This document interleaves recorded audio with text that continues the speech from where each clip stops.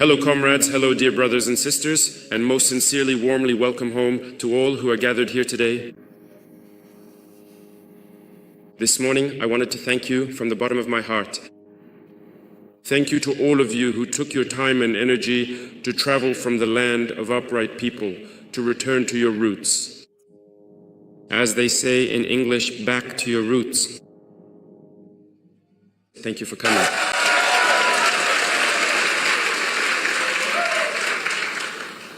You have truly shown us the spirit of brotherhood.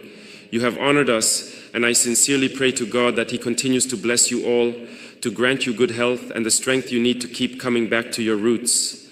May you always find support and encouragement here. Among you there are elderly people, very elderly, who, despite their age, made the journey with you. I thank you deeply from the bottom of my heart, and may God continue to comfort you.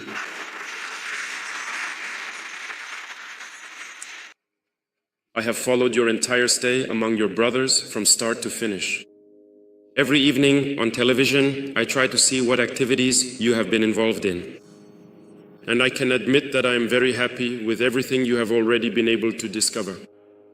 But I pray to God that time will still be on our side and that you will be able to come back and be able to discover many more things throughout Burkina Faso.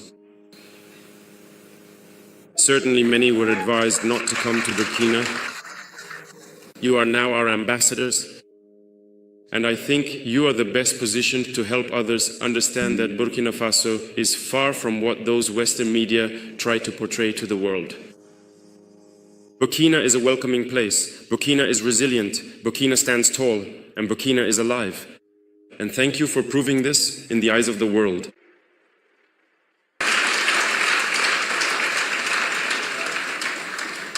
I also sincerely commend you for your unwavering determination to support us in our ongoing struggle to support your brothers and sisters here in Burkina Faso by investing in every possible field. I discussed this with the Prime Minister just yesterday regarding the permanent residence card. Certainly, we had set conditions for obtaining the card, as well as other financial requirements. But we have decided to remove the financial requirement in your case so that you do not have to meet it.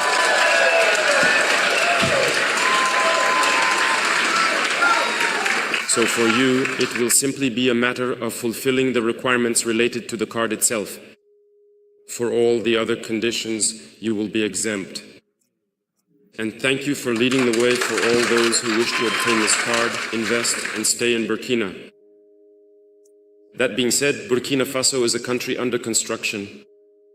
I think many opportunities have been presented to you. There are still many more opportunities. For example, the matter of radio and television. I can also assure you that I will do everything I can to support the creation of such a radio or television station here in Burkina Faso.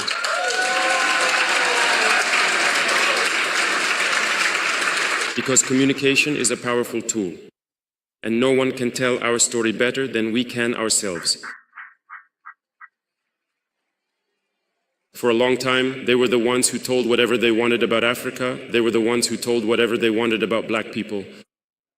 Now it is time for us to say no to that and to tell things as they really are. I encourage you to pursue this project, which we will strongly support. Burkina Faso is under construction. We have started to change many of our laws to allow for better coexistence, but also to secure the investments of Burkinabe people and of all those who wish to come and invest in Burkina Faso.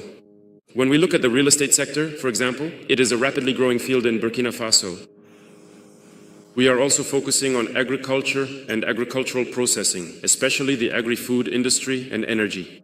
In short, there are many sectors that are open, and we need the brains of our brothers to come here and build the necessary industries to process our raw materials. It should be us feeding the world, not us having to be seen as beggars in the eyes of the world. And it is entirely possible for Africa to feed the world.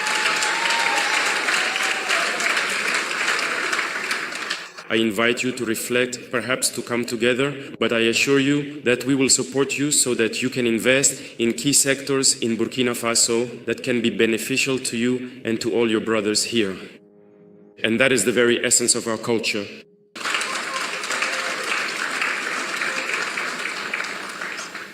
The Ministry of Foreign Affairs will continue the great work they have started.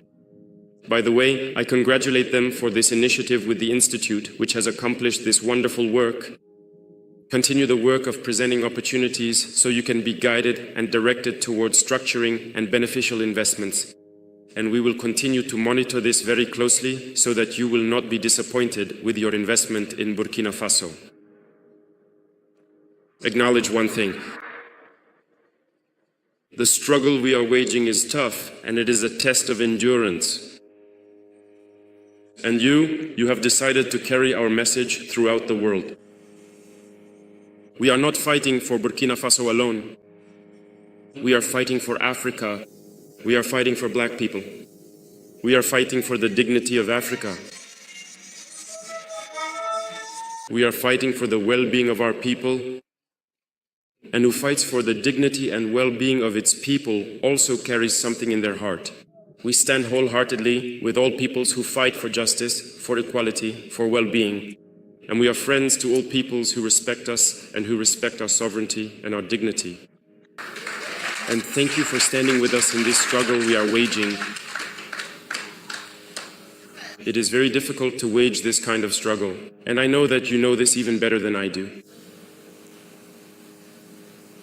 To see Africa awakening is truly a nightmare for some. But Africa is indeed awakening, and Africa will awaken.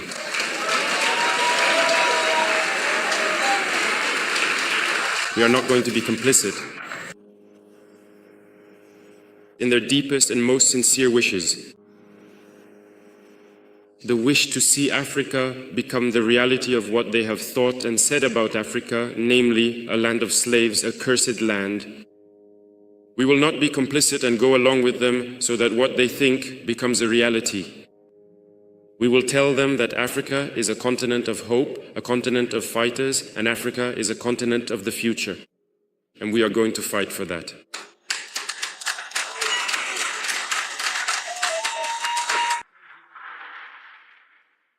Some will say that it is impossible for Africa to catch up, to wake up.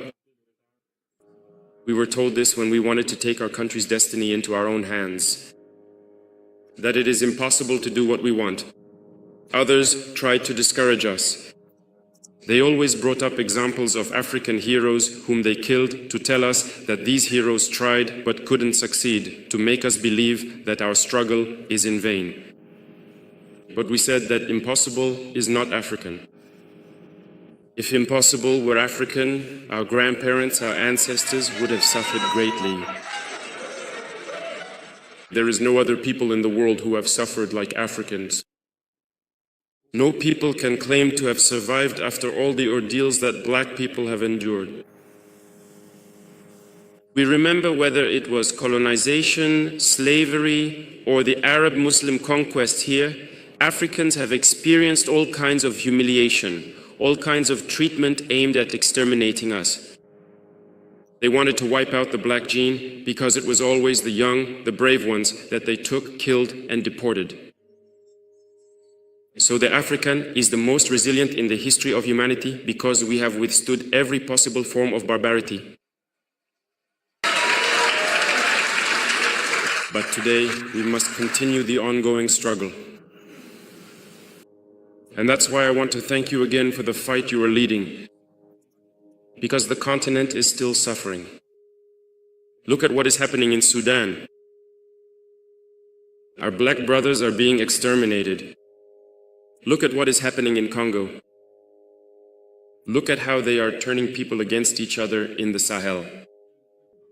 Everywhere they manipulate black people so that we kill each other. They send weapons and we keep killing each other. This has to stop. And it is absolutely possible. And the first weapon we can use, that you can use, is communication. It's about explaining to black people where they come from, who they are, and where we can go. And it is absolutely possible, and I congratulate you, I encourage you in this fight.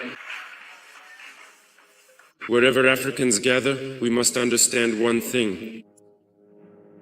Only united can we go far. And we must find a way to unite, one way or another. And this responsibility falls more on the youth today, but also on the elders, who must be able to explain to the youth what they experienced in the past and how we should behave today in order to unite. I am counting on each and every one of you to continue this struggle wherever you are. Because today we are being fought not only by imperialism, which is trying by every means to make us disappear, but also by our own brothers, some who are servants of imperialism and others simply out of self-interest. Personally, I would say that there are many African heads of state who do not like me. There are many people out there who do not really appreciate me. Maybe it's because they're jealous.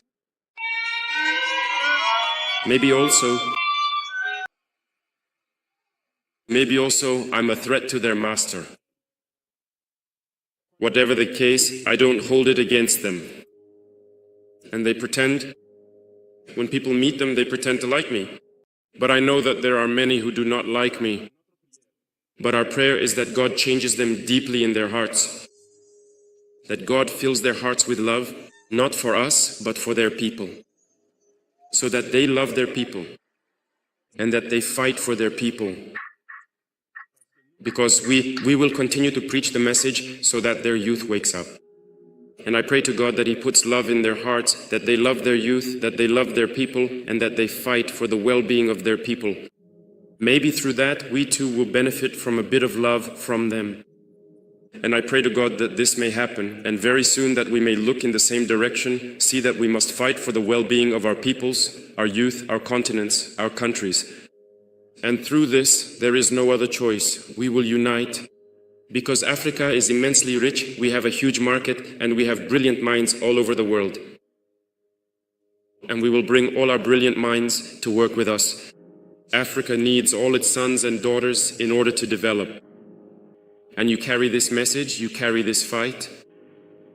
And we must do everything we can so that this fight succeeds, and as soon as possible. That is very important. Because you must see this fight succeed in a very short time. And it is indeed possible. So I encourage you, I congratulate you for everything you are doing. And before I conclude, I invite you at every opportunity to come back to Burkina Faso, because we are going to transform Burkina Faso, make Burkina an example so that people can see that it is possible. We are going to move on from this situation of war, rebuild the country, make it better, and let everyone see that it is truly possible, and that will motivate others to follow the same path as us. Thank you for this support. Thank you for the warmth you have brought us. Thank you for the love you have come to give us. And I pray to God that you all return safe and sound, and that you come back home to Burkina Faso to invest and live in peace whenever you wish. Thank you very much to all of you. May God be with you. May God bless you. Homeland or death, we shall overcome. Thank you. Thank you, Africa. Mama.